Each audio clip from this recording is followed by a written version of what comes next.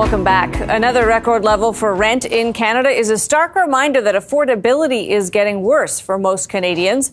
Here's a look at the rental market by the numbers. First, the really bad number. Average rent in Canada hitting a record $2,078 in July, an increase of 8.9% year over year.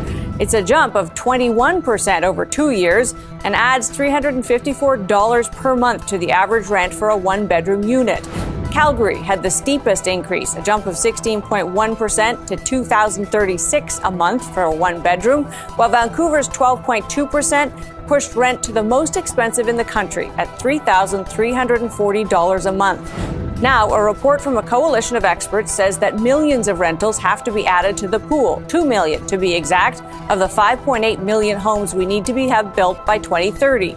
It also calls on governments to double the amount of social housing by adding 655,000 new units and offering immediate rent relief support to 385,000 households to help them avoid homelessness.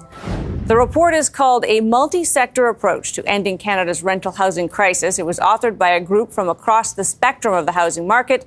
One of its authors is Tim Richter, President and CEO of the Canadian Alliance to End Homelessness. Tim, thanks for being with us. Great to be here. So it's a meaty report. It makes a bunch of recommendations. I want to start with that idea of building social housing. It's a big number, right? More than 500,000, 655,000 of them. To do that in the current framework, Tim, builders are competing against private builders in for-profit scenarios. Is that a problem? Have we created a system where building social housing is disincentivized to the people that we need to do it? Well, I think the fundamentals of building non-market housing are the same as building market housing. And, you know, it's not like you have a non-market electrician or a non-market carpenter. The recommendations that we put forward would be the same for market and non-market construction. The only difference is in non-market construction, you know, you can't carry any debt. You won't generate a return, so the cost needs to be subsidized a bit more heavily than you would for private market construction. One of the problems I would say we've created in our market and the housing market is we've created kind of financial incentives, and people often see, for good reason, Tim, that their home may be a place to make money. They may make some real wealth off a home. That's a change from the past. Is it a good one, or have we created a scenario where there's actually incentives to having, you know, tight demand because it sends prices higher? Yeah. Well, if you look at the rental construction in Canada, I wonder if it's almost chicken and egg. You know, did the home ownership model sort of take over, or did we just abandon the rental market? Because if you look at the rental system in Canada, you know, the vast majority of the rental housing in the country, in the purpose-built rental housing world, was built before 1980. And so before then, the federal government was offering subsidies like accelerated capital cost allowance to incent rental construction. That stopped in the 1980s. And then in the 1990s, we stopped building social housing, right?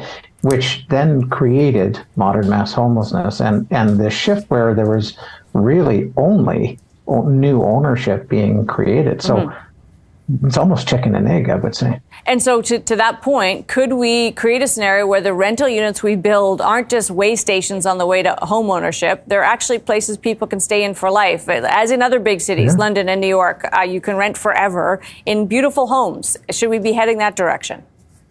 Well, I think I think that we want to create options for people. Right now, the only option is really to try and get into ownership because we just don't have enough purpose-built rental housing. So I think a net effect of this would be to give people options. If you choose to rent for a longer period of time, that can be an option. But, you know, for most people, they'll still want to move to ownership. We just want to create those choices. We've only got a few seconds here, but there's a big goal to build millions of homes, and you're saying 2 million of them need to be rental units by 2030. Are you optimistic that we get there? We've done it before. We can do it again. I mean, we don't think we have much choice. If our population's growing 1 million people in a year, we need to find a way to build a lot more housing a lot faster than we have. Tim, so good to have you with us. Appreciate your time. Thank you. Tim Richter is president and CEO of the Canadian Alliance to End Homelessness.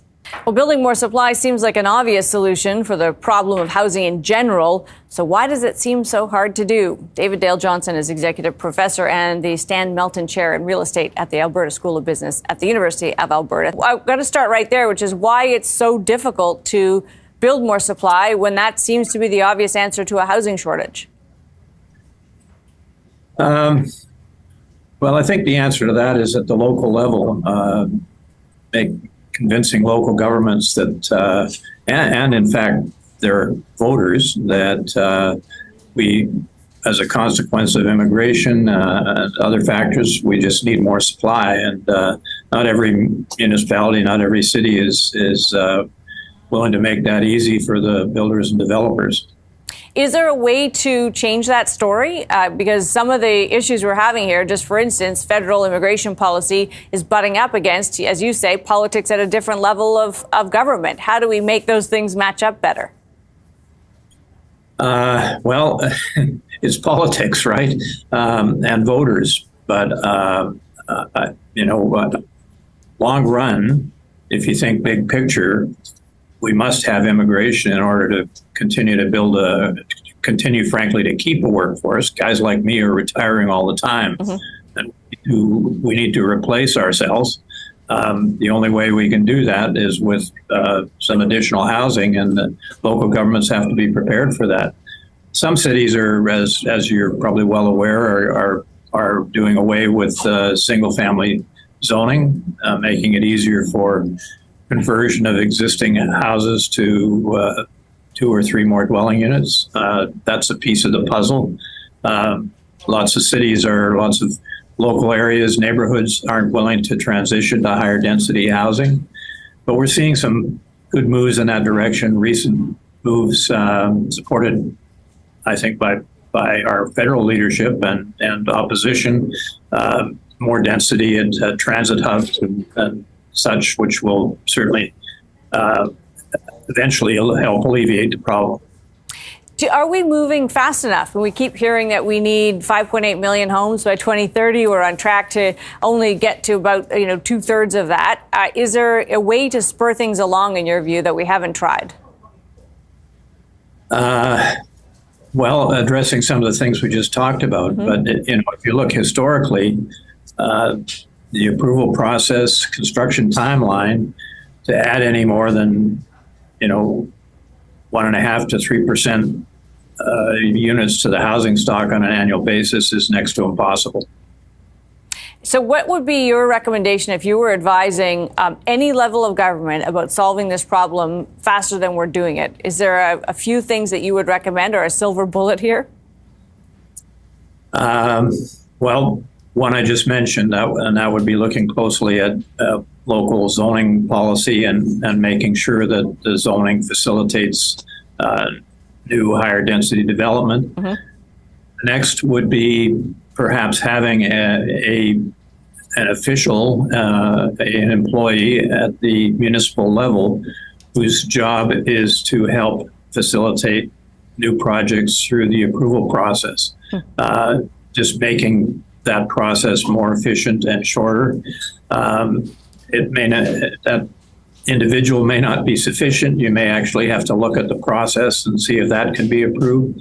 But a big issue, community by community, is the length of time it takes to get new projects approved. So good to have you with us, David. Appreciate it. David Dale Johnson is a professor at the University of Alberta. Coming up, WeWork says it's on the ropes and many employees are still working from home. Where does all of that leave the office real estate market? That's still ahead. But first, the record numbers flocking to this summer's late season hits, Barbie and Oppenheimer, are attracting attention from more than just box office receipts. It seems unruly behavior is a growing and unwelcome trend at the movies. And while there isn't evidence that the two films specifically are a magnet for the badly behaved, it's just more fuel for a growing belief that many of us seem to have forgotten some of the basic etiquette required for public interaction. I see a pre-screening PSA coming our way soon, along with turning off our cell phones, say a reminder not to swear at or physically assault another patron. Or maybe the folks who need that warning should just stay home and chill. We're back after this.